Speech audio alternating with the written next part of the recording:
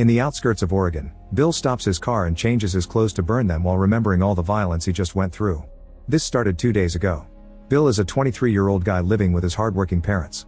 He's in a constant state of anger and frustration, caused by his obsessive consumption of depressive news about the state of the world and videos from edgy influencers. To burn through this frustration, Bill punches a bag, lifts weights, or plays darts in his room. When he's in front of his parents, Bill pretends to be a chill dude. One morning things get difficult when Bill's parents inform it's about time for him to move out of the house. Bill snaps as he spills the juice, reminding his parents that the deal consisted of him living with them until he had enough saved money for his post-education because he wants to do this on his own. His father points out some of that money could go to rent, and Bill accuses him of guilt tripping. An argument ensues, but the parents need to leave for work, so they tell Bill that they'll help him out for a few years but they still want to discuss the matter properly over dinner later. Afterward, Bill drives downtown and goes to a coffee shop, where he orders a double espresso macchiato with extra foam. The barista finishes the order quickly, but Bill is disappointed by what he sees, claiming it isn't a macchiato because it doesn't have foam. An argument ensues and Bill returns the coffee while asking for his money back, but the barista thinks he's an idiot and refuses to return the money. Bill storms off only to return a second later and takes some stuff from the counter before leaving again, so the barista uses the chance to throw a roll at his head. Moments later, Bill is at work in a garage fixing a van. Suddenly his boss shows up and points out his lunchtime is over, so he should be working on cars instead of wasting time on the van. Bill asks him to treat his best worker better and asks for a raise, but his boss tells him off. Bill has no choice but to work with the cars, but first he leaves a mysterious bag inside the van. After work, Bill meets his only friend Evan, a rebel influencer who makes videos about opposing social norms and complaining about the system. Evan gives Bill 2 packages and asks him to stop sending stuff to his house because his father doesn't like it. He also wants to know what's in the packages but Bill just says it's a surprise. Then Bill decides they're grabbing a bite at the chicken den, although Evan doesn't approve of the company because he believes in animal rights and orders a salad. Once they have their food, the boys eat while discussing their upcoming paintball game and are interrupted when the employee comes by to pick up the tray. She ends up accidentally spilling their meals on them and at first the guys laugh, but while she cleans, they demand an apology and their money back.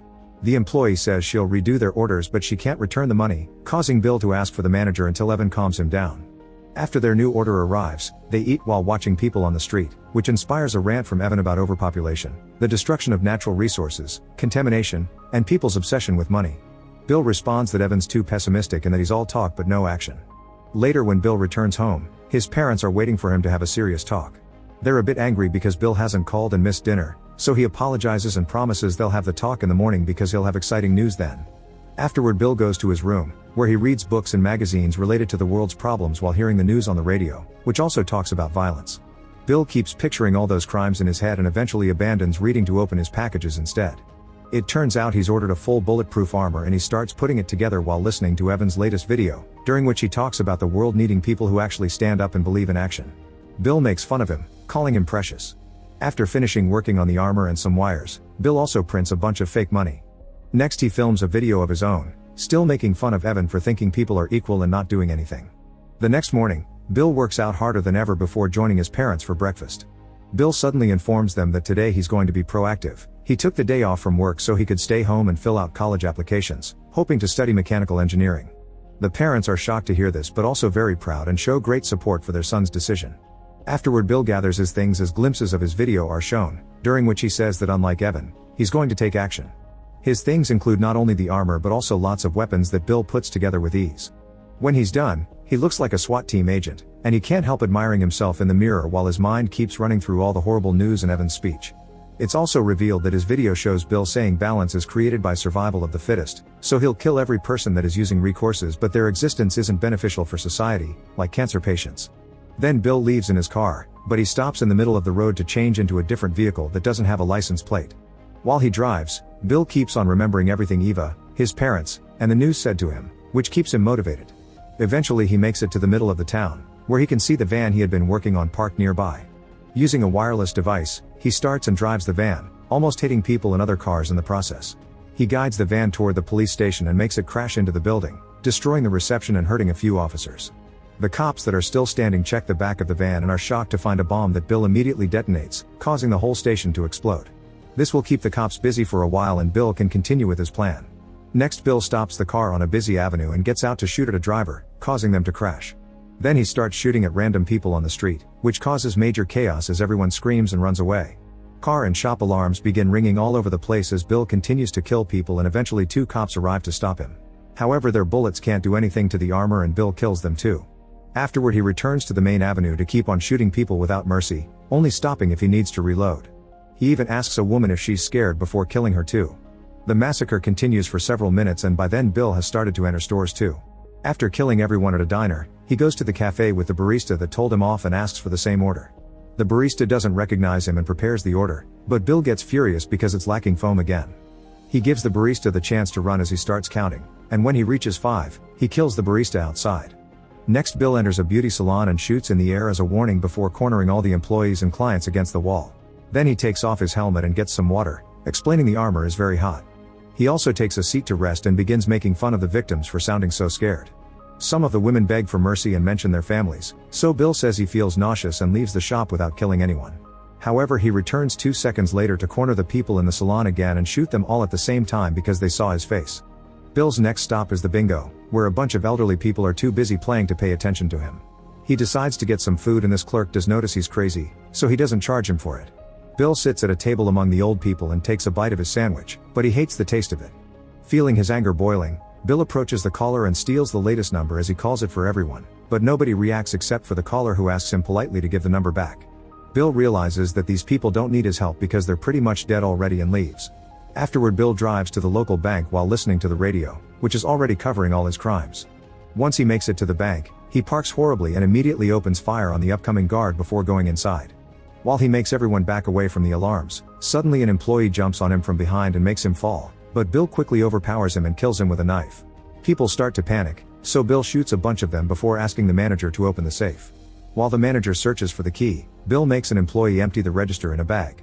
Next, the manager pretends he doesn't know the safe's password, so Bill starts talking to him by alternating between understanding and insults until the guy finally gets it open. Once all the money is in the bag, Bill rushes back to his car, puts the bag with the real money in the trunk, and takes out the bag with the fake bills he printed. Then he makes a show out of setting the money on fire while yelling that money is useless. After Bill leaves in his car, the bank manager comes out and sees the burned money, so he calls the sheriff. Meanwhile, Bill continues to drive while listening to the reporters talk about all his crimes. Using the radio, he catches the police's frequency and learns they're searching for him. These cops were coming into town through Cross Road. At that moment, Bill gets a phone call from his mother, so he quickly lies and says he hasn't left the house while pretending not to know about the incidents in town. Moments later, Bill stops at the chicken den and kills the employee that spilled their meals yesterday. At that moment, Evan calls him and scolds him for being late, since they're supposed to be playing paintball in the woods now. Bill says he's running errands and that he'll be there soon. On his way to the forest, Bill stops at Cross Road and plants a huge bomb behind the welcome sign before going back to his car to wait. Evan calls him again because he's tired of waiting, but Bill convinces him to wait for him for 10 more minutes, even saying he'll kill him if he doesn't. When the cops finally show up in 2 vehicles, Bill detonates the bomb and the explosion hits one of the cars, making it flip. The car with the sheriff manages to avoid the explosion, and when Bill sees them coming, he immediately takes off in his car, triggering a chase on the road. They also exchange a few shots but miss them all, so the sheriff makes the driver bump Bill's car, but he bumps them back and that's enough for him to speed up, leaving them behind. Moments later, when the sheriff and his officers finally catch up to Bill, he's already left the car with his money bag in hand.